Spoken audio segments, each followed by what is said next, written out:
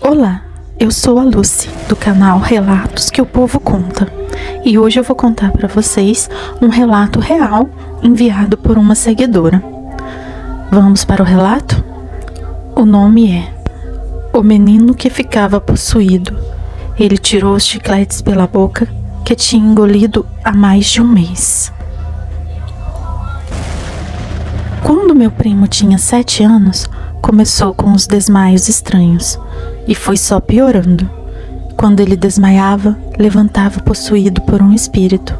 Era muito estranho, pois quando ele ficava assim, ele mudava a voz e tinha uma força sobre-humana que precisava de uns 5 adultos fortes para segurá-lo.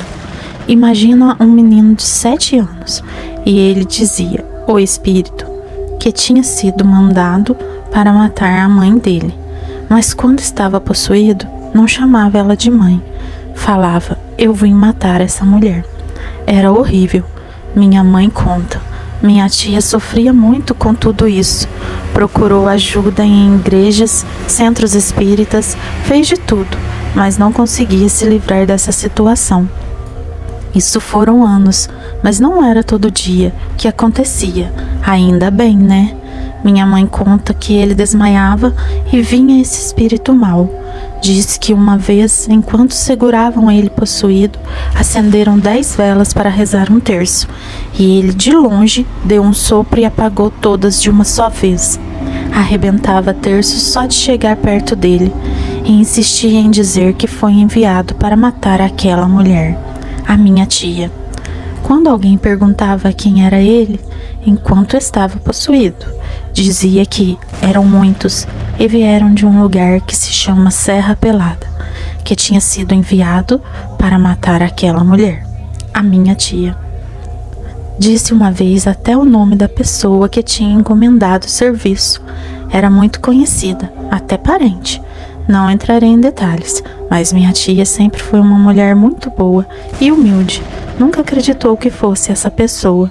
Pensava que era intriga do espírito para causar discórdias. Foram muitos episódios sobrenaturais que aconteceram.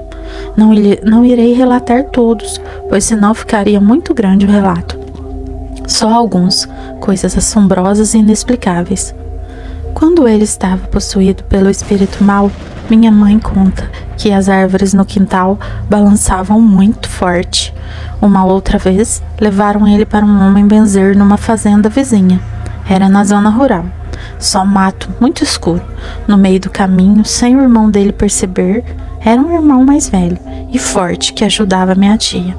Sem ele perceber, o menino pegou o dinheiro no bolso dele que era para pagar o benzedor e jogou no meio do cafezal, na escuridão. E só perceberam quando foram procurar para pagar o homem. Aí, o irmão dele ficou muito bravo e disse que ele teria que mostrar onde jogou o dinheiro.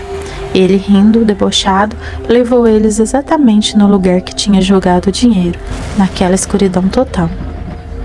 E minha tia teve um pouco de sossego quando aprendeu, acho que no centro espírita, que quando ele ficava possuído, ela gritava socorro para o preto velho.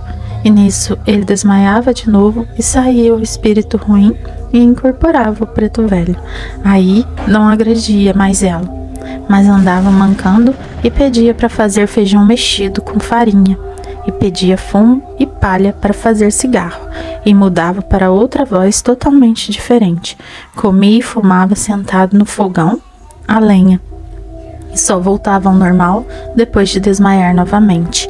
Era uma situação sobrenatural muito assustadora para um menino de 7 anos. Uma das situações mais estranhas que aconteceu com ele foi uma vez que minha irmã conta que eles foram em um barzinho. Ele, meu primo, ela, minha irmã e outras crianças que eram quase da mesma idade, pois quando não estava possuído, ele era um menino normal.